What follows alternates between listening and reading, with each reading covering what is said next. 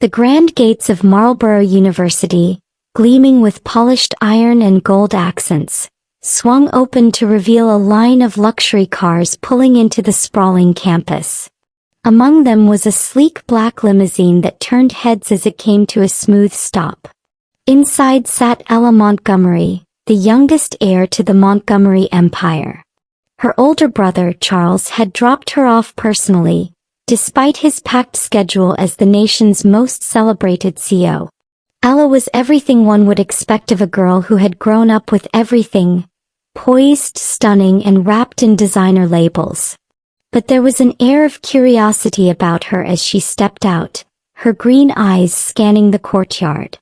She didn't feel nervous about her first day at the prestigious university, but she did feel eager. For what? She didn't know yet.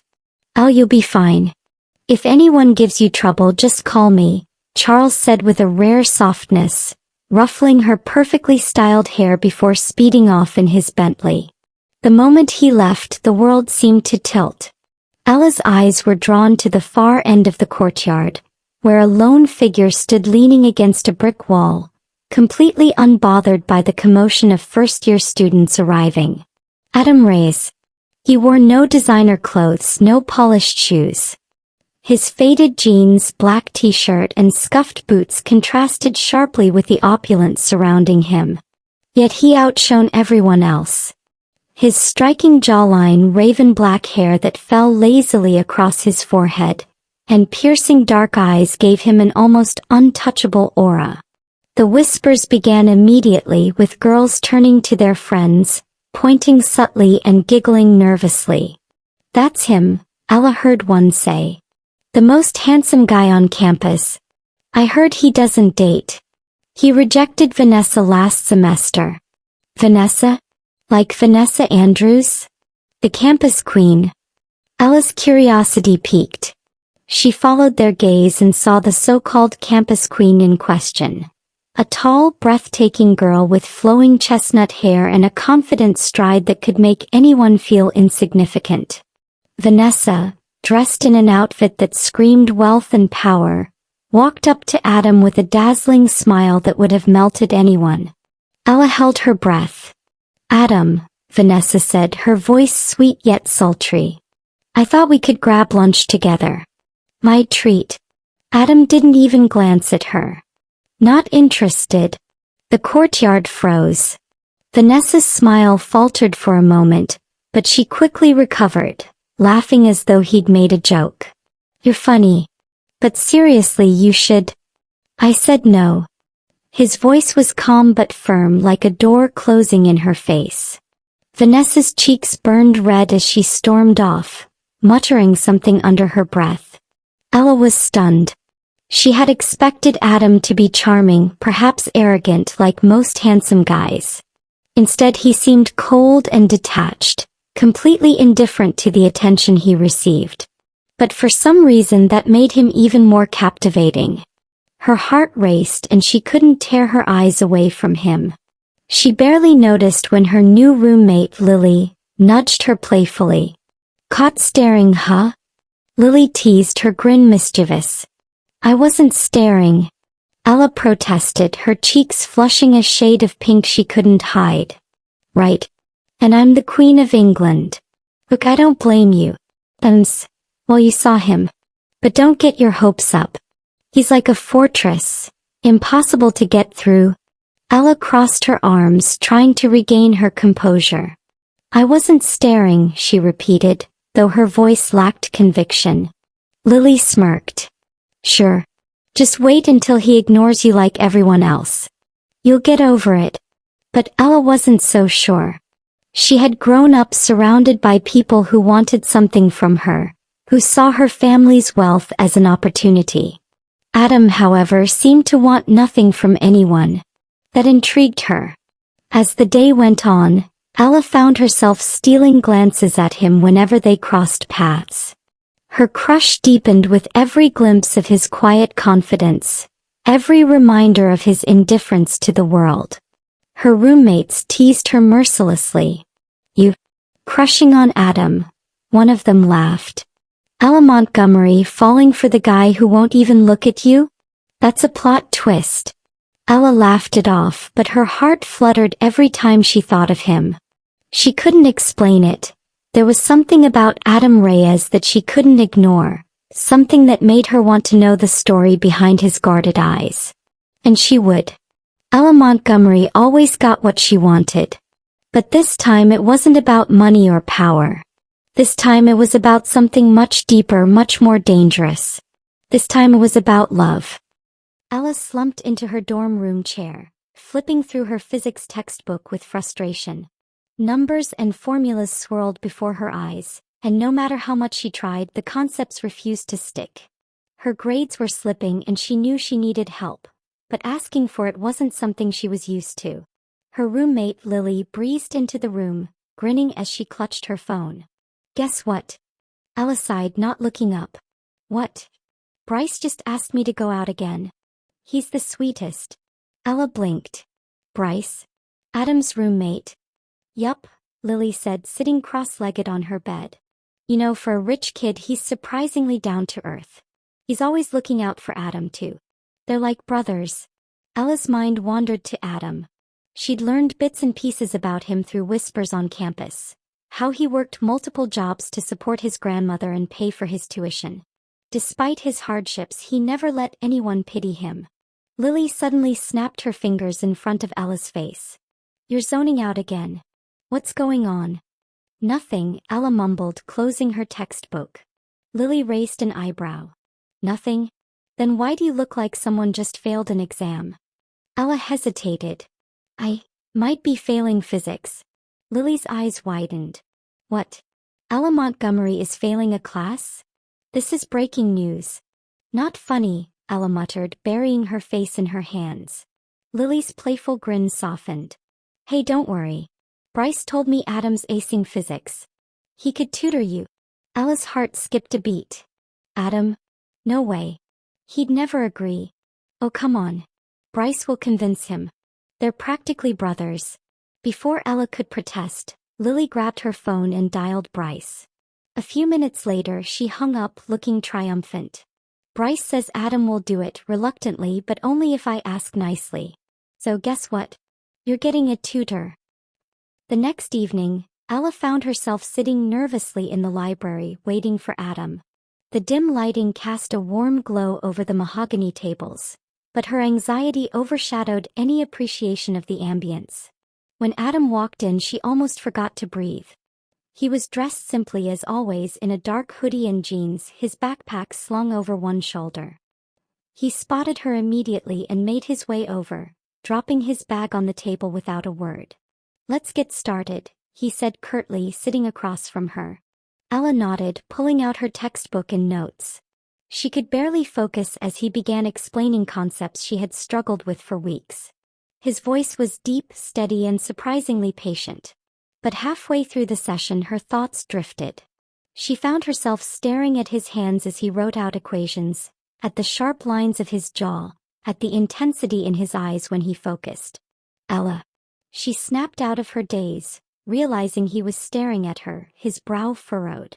"You're zoning out," he said bluntly. "Again. Are you even serious about this?" I am," she stammered, feeling her cheeks heat up. Adam leaned back in his chair, crossing his arms. "Look, I don't have time to waste. If you're not going to put in the effort, tell me now." Ella's embarrassment turned into defensiveness. "I'm trying." "Trying isn't enough," Adam said, his tone calm but firm. "Do you know how many jobs I work just to be here? I don't have the luxury of failing a class. If you want my help, then focus." His words hit her like a slap. She realized how different their worlds were, how hard he had to fight for every opportunity while she had taken hers for granted. "I'm sorry," she said softly. "I'll do better." Adam studied her for a moment before nodding. "Good. Let's continue." As the session went on, Ella forced herself to concentrate. Adam's teaching was clear and precise, and she found herself understanding concepts she had struggled with before. By the end of the session, her notes were filled and she felt a small flicker of hope. "Thanks," she said as they packed up. Adam shrugged. "Don't thank me yet. Prove it by passing the next test." As he walked away, Ella watched him go, her heart heavy with a mix of admiration and something deeper. Adam Reyes was more than just the most handsome guy on campus. He was driven, resilient, and unapologetically real. And Ella Montgomery was falling for him fast. Ella felt a sense of accomplishment as she handed in her physics assignment the following week. Thanks to Adam's tutoring, the concepts were finally starting to click. She had even managed to solve the hardest problem on her own. But her growing confidence didn't come without complications. It had been a week of awkward silences, stolen glances, and mounting frustration. Every tutoring session with Adam felt like a tightrope walk. He was kind in his own curt way, but he didn't sugarcoat anything, and his sharp observations about her lack of focus stung more than she wanted to admit. At the same time, her crush on him only grew deeper. She caught herself hanging on to his every word, studying the way his hair fell over his forehead when he looked down at her notes, or the way his lips curved slightly when he explained something he enjoyed. Her roommates didn't make it any easier. "So, how's physics, Prince Charming?" Lily teased one evening as Ella sprawled on her bed, pretending to study. "Stop calling him that," Ella mumbled, her face heating up. "Why? It's true, isn't it?" Lily grinned. "You've been glowing every time you come back from your sessions." "Glow? I'm just trying to pass the class." "Sure," Lily said, rolling her eyes dramatically. "And I'm just dating Bryce for the free pizza." Ella threw a pillow at her and they both laughed, but deep down, Ella knew Lily wasn't entirely wrong. Meanwhile, Adam was dealing with struggles of his own. After every tutoring session, he'd rush to one of his part-time jobs. He worked at a cafe in the mornings, tutored in the afternoons, and cleaned a small law firm in the evenings. It wasn't enough to cover his grandmother's rising medical expenses, but he refused to let her know how much he was struggling. His room at the dorms was a refuge thanks to Bryce. While Bryce came from wealth, he never flaunted it. He treated Adam like a brother, often insisting on covering meals or helping with laundry when Adam was too exhausted. "You've got to slow down, man," Bryce said one night, tossing a basketball from one hand to the other as Adam worked on a stack of physics problems. "Can't afford to," Adam replied without looking up. "Look, I know you've got a lot on your plate, but don't forget to live a little," Bryce said. "And by the way, how's it going with Ella?" Adam paused. "What do you mean?" Bryce smirked. "Come on, man. She's clearly into you." Adam frowned. "She's just a student I'm helping. Nothing more." "Right. And I'm the Pope," Bryce said, laughing. "Just don't push her away too hard, okay? She's actually nice." Adam didn't respond, but the conversation lingered in his mind. The next tutoring session brought new tension. Ella arrived late, flustered from an argument with her brother, Charles.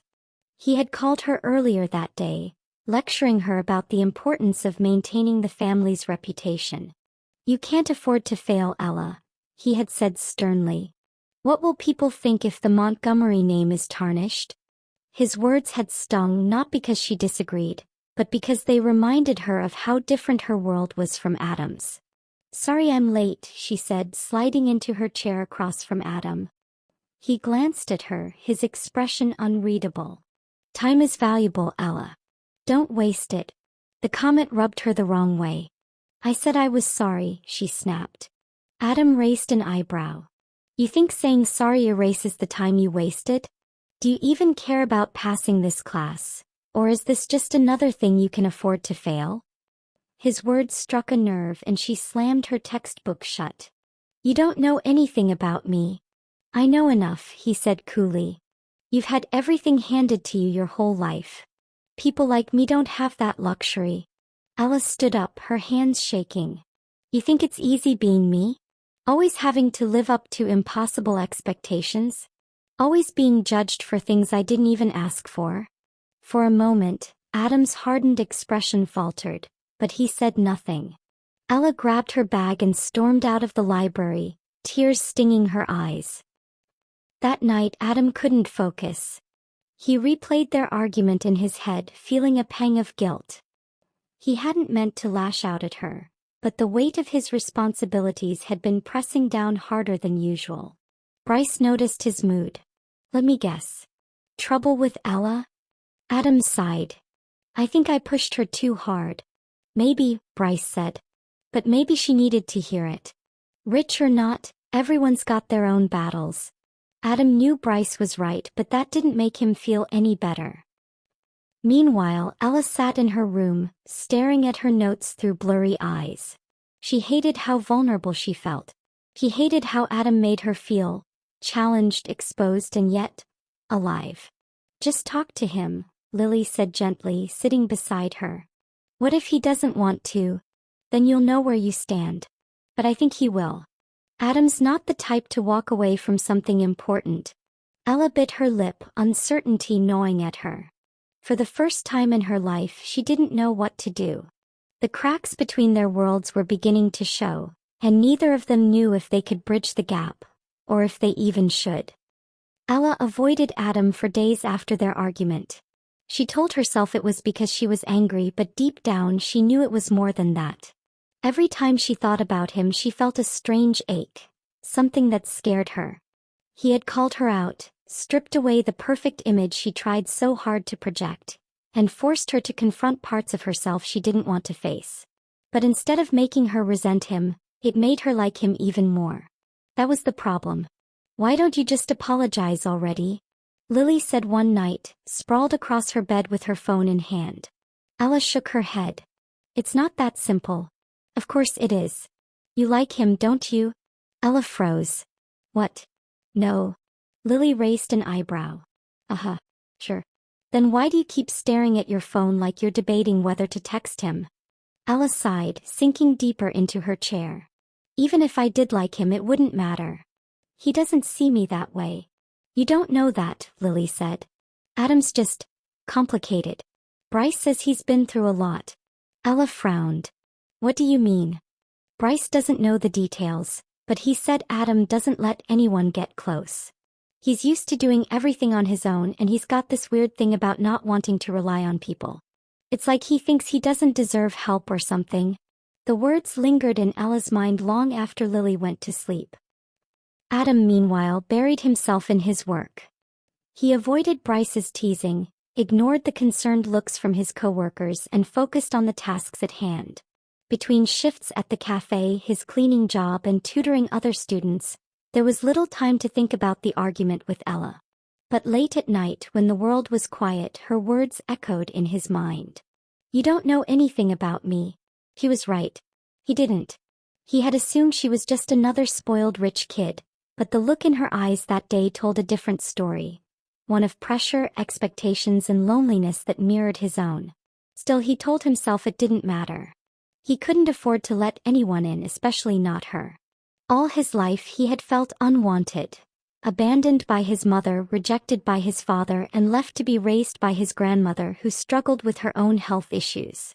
The only person who had ever truly cared for him was his grandmother, and even she was slipping away. He worked tirelessly to keep her alive, but the fear of losing her was a constant weight on his shoulders. People like Ella Montgomery didn't belong in his world. When Ella finally worked up the courage to apologize, she found Adam in the library, sitting alone with a stack of books. She hesitated at first, but then took a deep breath and approached him. Hey, she said softly. Adam looked up, surprised to see her. Ella. Can I sit? She asked. He nodded, and she slid into the seat across from him. For a moment neither of them spoke. I'm sorry, she said finally, breaking the silence. For what I said. It wasn't fair. Adam studied her, his dark eyes unreadable. I'm sorry too, he said quietly. I shouldn't have assumed things about you. Ella felt a wave of relief, but there was something in his tone that made her pause. He sounded tired. How are you? She asked. I'm fine, he said quickly, too quickly. She tilted her head, watching him closely. His face was calm, but his eyes told a different story. One of exhaustion and pain he was trying to hide. Adam, she said gently, you don't have to pretend with me. His jaw tightened.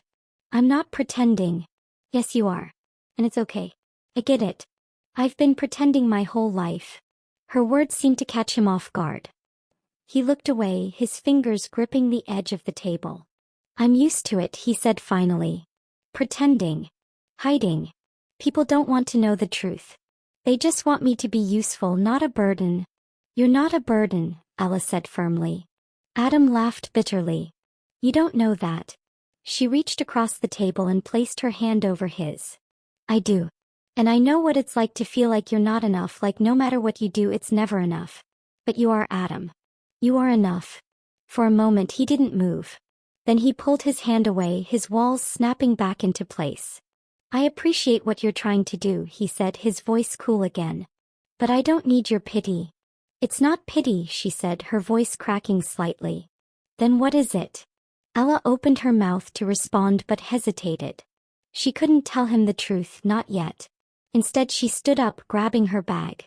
I'll see you at the next session, she said softly before walking away.